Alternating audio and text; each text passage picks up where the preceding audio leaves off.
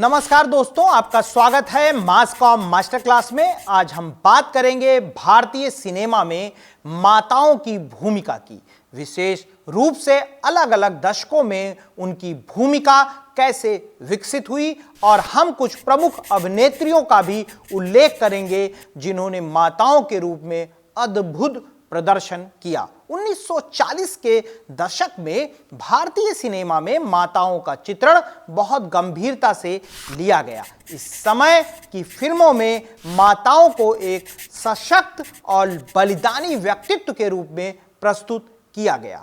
किस्मत जो कि 1943 में आई, उसमें सुमित्रा देवी ने एक मां की भूमिका निभाई जो अपने बेटे के लिए हर संभव प्रयास करती है। 1950 के दशक में माताओं का चित्रण और भी गहराई में गया।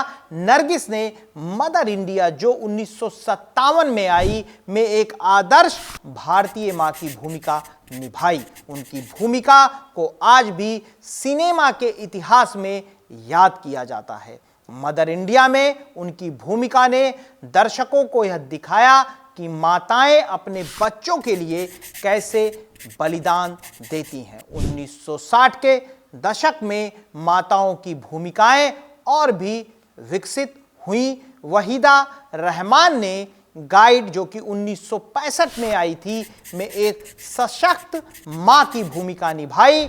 इस दशक में माताएं भावनात्मक रूप से मजबूत और सहानुभूतिशील पात्र बन गईं।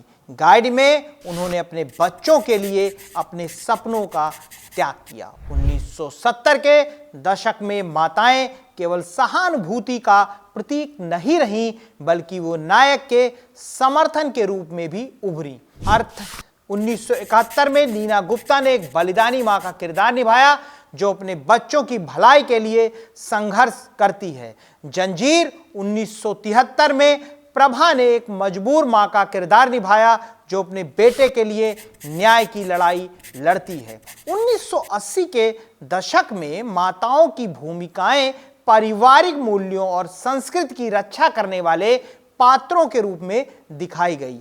रीमा लागू ने हम 1994 में जो फिल्म आई उसमें एक आदर्श मां की भूमिका निभाई जो अपने बच्चों के सपनों को पूरा करने के लिए हर संभव प्रयास करती है।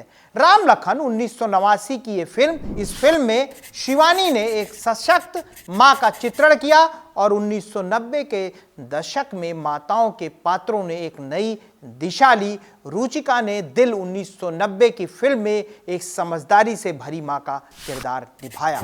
इस दशक में माताएं अपने बच्चों के लिए अपनी खुशी और संतोष का त्याग करती हैं। बाजीगर जो कि 1992 में आई में सिमी ग्रेवाल ने एक मां की भूमिका निभाई जो अपने बच्चों के लिए हर मुश्किल का सामना करती है। 2000 के दशक में माताओं की भूमिकाएं और भी सशक्त हुई। सारिका ने विवाह 2006 में जो आई में एक पारंपरिक मां का किरदार निभाया जो अपने बच्चों की खुशियों के लिए हर चीज को त्यागते हुए दिखाई देती है। तुम मिला मिला 2007 में शिल्पा शेट्टी ने एक मां की भूमिका निभाई जो अपने बच्चों के लिए एक मजबूत आधार बनाती है। 2010 के दशक में माताएं और भी स्वतंत्र और आधुनिक रूप में सामने आई। दीप्ति नवल ने पीकू जो 2015 में आई में एक जीवंत मां का किरदार निभाया जो अपनी स्वतंत्रता और अपने बच्चों के बीच संतुलन बनाती है। तुम्हारी सुलू जो कि 2017 की फिल्म थी में विद्या बालन ने एक मजेदार और आत्मनिर्भर मां की भूमिका निभाई जो अपने सपनों का पीछा करती है। 2020 के दशक में माताओं की भूमिकाएं और भी विविध हो गईं। सिद्धिका ने गुलाबो सिताबो जो 2020 में आई में एक मजेदार मां का किरदार निभाया।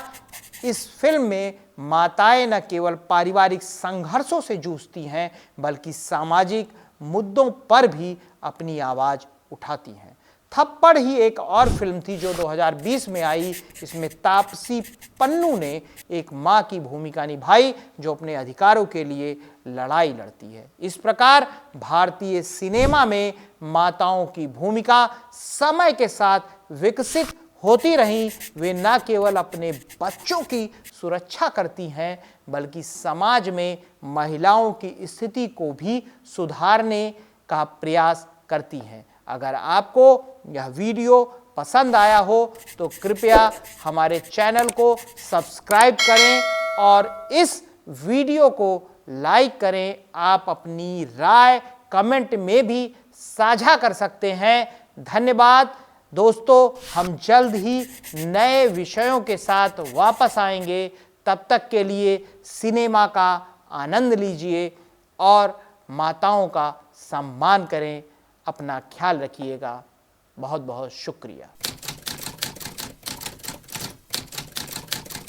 This video channel, MassCom Masterclass, is a part of the Alvin Foundation initiative. All income generated from this YouTube channel is dedicated to supporting the education of underprivileged children. By liking, sharing, and supporting this content, you have the power to change the lives of many children. Your contribution can make a significant difference. Thank you for your support.